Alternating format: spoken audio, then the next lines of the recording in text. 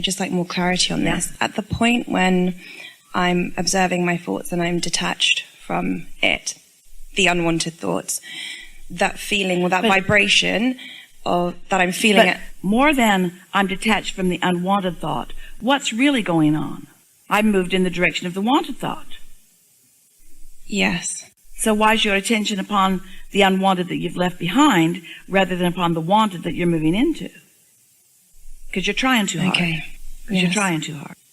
Yes. Okay. So this is why we want to say, feel your way rather than think your way.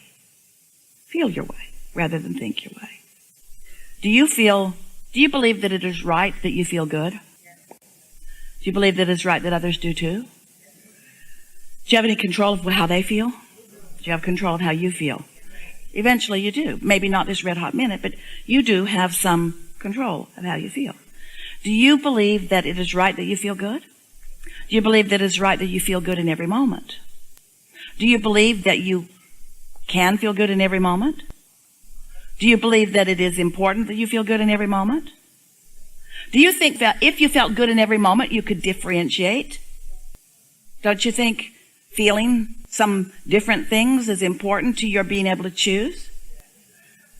So is it necessary that you feel good in every moment? Is it even important that you feel good in every moment? Isn't it just mostly important that you know the difference between whether you're feeling good and not feeling good? And don't you just want to lean more in the direction of what feels good more and more? And isn't it logical that if you catch it in the early stages, that then you'll have more guidance about that? Do you think your inner being is guarded about how you feel? That's right, your inner being isn't guarded about how you feel. Do you think your inner being ever feels bad when you do? Of course not. That's why you feel bad. The reason you feel bad is because you're looking at something differently than your inner being does. You've deviated from what you've become. Is that normal? Yes. You are pioneers. You are carving out new ideas. Of course it's logical that you might be stuck in the crack a little bit, because this is how it works.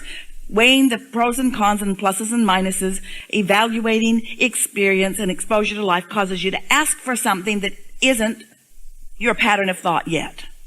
Your pattern of thought's over here, knowing more what you don't want than what you do want. That's why sometimes we call you defensive and justifying and that sort of thing. But now it's like our friend was saying, he's got a desire that he feels uncomfortable about. Ooh, that's so good.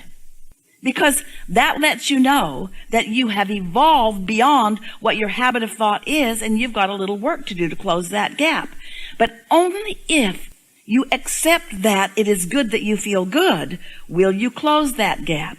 Because if you have not yet accepted that it's good that you feel good, then you'll argue for these limitations. You'll hold yourself in an uncomfortable place. You'll talk about the past and how long you've felt this way and how many others feel the same way. A lot of people do that because they want to defend the discomfort that they feel. They sort of wear it like a badge of honor. But when you really get it, that the reason that you feel uncomfortable is because you're not allowing yourself to move in the direction of your desire, then you can relax into that a little bit and you begin to feel the inspiration or the impulse to move in that direction. And so let us start again. So you're sifting through the contrast, knowing what you don't want, knowing what you do want, but not a match to it. So then there's more contrast. So you launch more, but you're still not a match to it. But then after a little while, you realize that you want to feel more comfort. Now, for those like you, you might be so early in the process that the slightest bit of discomfort causes you to look for the positive aspects of this, to think about why you want it, what you want and why you want it. Or you may meditate so that you just find those thoughts easily. But let's say that you don't do that quite yet. So you know what you don't want, you know what you do want, and you know what you don't want, and you know what you do want. So there's quite a feeling about it. And then you say, I'm going to do my best to move in the direction of what I want. And so you deliberately start thinking about it and why you want it, and you close that gap, and you become a vibrational match, more and more and more and more and more satisfied, and more things begin to occur to you as the vibration turns to thoughts and the thoughts turn to things. And so not only did you accomplish a vibrational harmony, but you also are witnessing the manifestation of it. So now you stand in a new vibrational place. You're new into the world because you have evolved to something more. You wanted it. You allowed yourself to receive it. And now you're different in the universe. Now everything in your contrasting environment is different than it was before. Different, except that there's still contrast. So in your new place, you know what you don't want and you know what you do want. This time you might be a little more willing to move in the direction of what you do want more easily. Maybe not. Maybe you're stubborn. So maybe you know what you don't want, and you know what you do want, and you know what you don't want, and you know what you do want. And so maybe this has amassed quite a bit of momentum. But eventually, in your wisdom of knowing how the universe works, or maybe in your just being sick and tired of being sick and tired, you turn your attention to what you want and why you want it, and you close that gap. And you accomplish this vibrational integrity or this vibrational harmony or this vibrational equivalency with your inner being. And now the manifestation happens. In other words, in that vibrational equivalency, now things will occur to you. You'll allow yourself to move in the direction of the things that matter.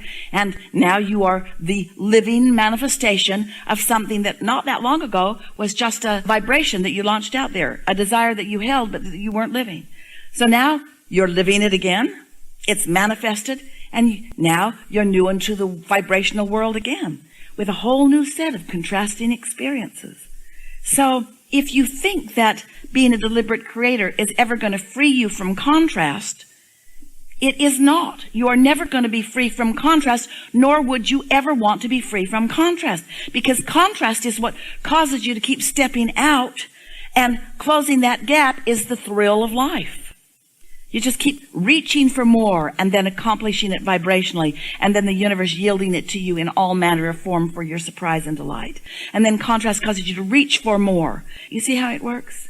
And so, don't you think it's time to just start having fun with it? Don't you think it's time to stop taking score of how much you've accomplished or how many years you went by before you were deliberate in it? Can you see how all of those years of contrast, the benefit of them is that you filled your vortex full of things that you now can receive?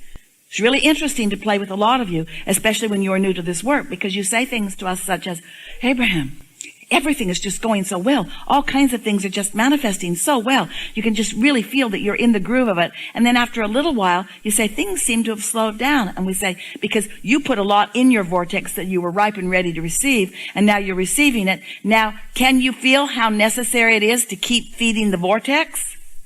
You got to keep feeding the vortex with the new refined decisions that you personally and importantly are making. Yes? Really good. Really good.